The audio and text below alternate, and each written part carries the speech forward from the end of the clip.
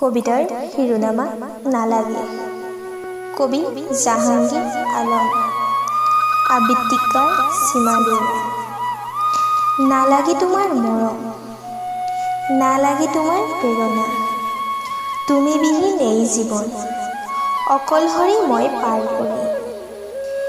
নালাগে তোমাৰ মেচিকিয়া হাঁহি, নালাগে তোমাৰ উষ্ম বুকুৰ পৰশ, নালাগে তোমাৰ সঁহাৰি।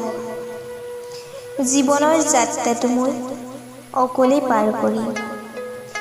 নালাগে তোমাৰ প্ৰতিশ্ৰুতি, নালাগে তোমাৰ উকা বুকুৰ আলিংগন, নিজেই নিজকে সাবটি ধৰি নীৰৱে জীৱনটো পাৰ কৰিম।